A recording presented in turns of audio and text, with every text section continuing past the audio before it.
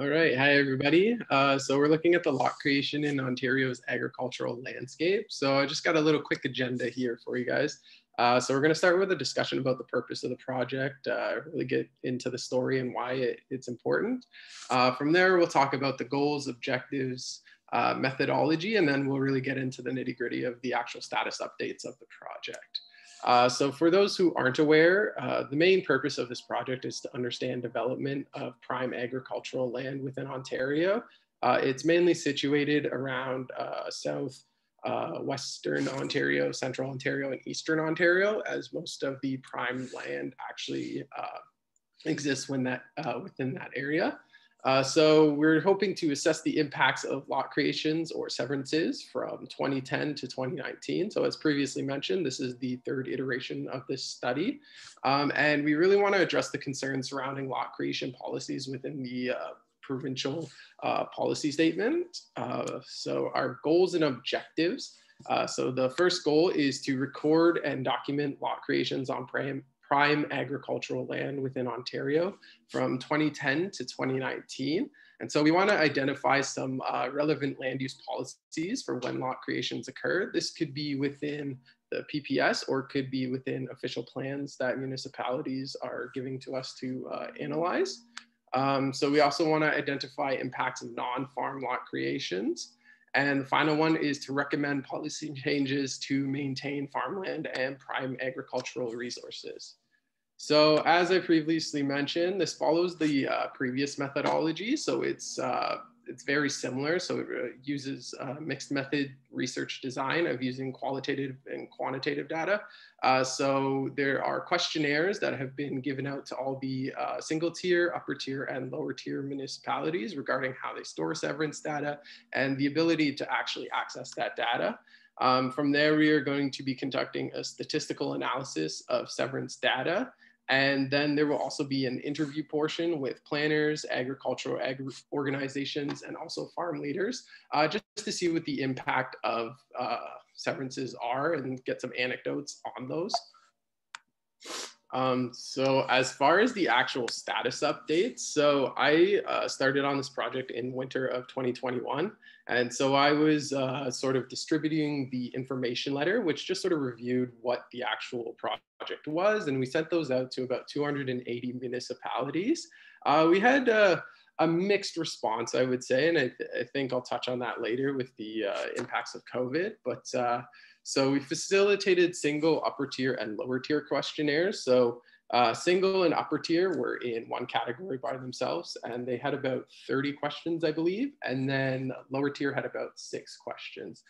So we recorded 25 completed surveys or questionnaires from those upper and single tiers, and 7 were incomplete. So it gave us a total of 32 responses. And I believe there were about I'm trying to think exactly. I think there was about 60 municipalities roughly that we contacted there. And then so we recorded lower tier responses of 76, which was 65 completed, and there were 11 incomplete. And so this helped us sort of compile contact information for who to contact when we actually have to go collect data, which is the portion that we are currently in, or the phase we are currently in.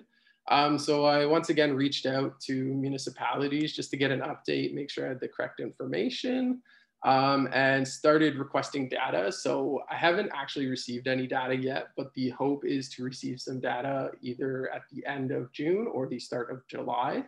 And we've begun sourcing material for the literature review in the meantime. So as far as the literature reviews itself, we're hoping to review sort of current policies. So as stated previously, the PPS, official plans, or any other relevant documentation. And we also want to look at sort of what the importance of preserving agricultural land, specifically prime agricultural land within Southern Ontario, within Ontario, those 4 regions I mentioned. And we also wanted to look at a small portion of the impacts of COVID, particularly with regards to how people are moving right now, because there has been discussion regarding sort of a potential urban exodus, but we want to find out if that's actually anecdotal, if there's any truth to that. So that's sort of going to be a brief component of that. And right now, the initial findings is there is a little bit of a leeway for lot creations within prime agricultural lands, but typically those have to be related to agriculture or agricultural production.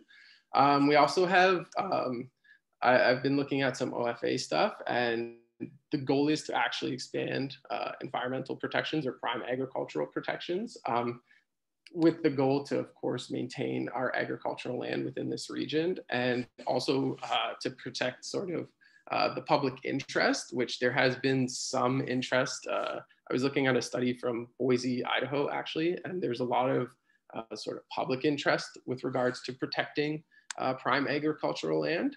As far as the data collection portion goes, as of May, as I mentioned, I sort of facilitated those initial emails and with the hope of getting contacts from persons.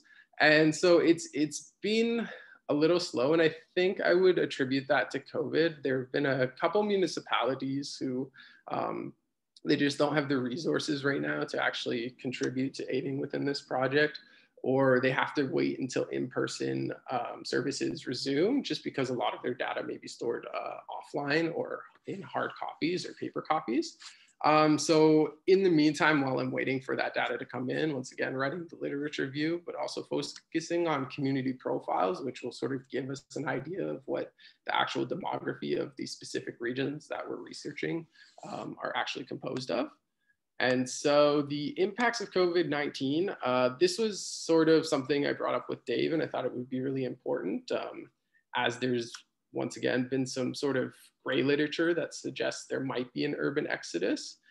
So we really hope to see if that is the case. Unfortunately, because research studies sometimes take time, there isn't any academic literature right now, at least with regards to, development. There is some with regards to, infection rates, but of course that's not what we're sort of focused on right now. And so the impacts of COVID-19 don't all just affect, the study and looking at severance data. It also affects how we collect it. So as I mentioned before, municipalities are struggling right now, or at least from what I've heard, they are struggling to either access data or, devote resources to certain endeavors like this. And one of the big things I think is, hopefully we can obtain some data throughout the summer. And yeah, that's kind of the gist so far, I would say. So I just wanted to thank everyone for listening. And I also wanted to thank OMAFRA, who have funded this project. And yeah, I'm open to questions.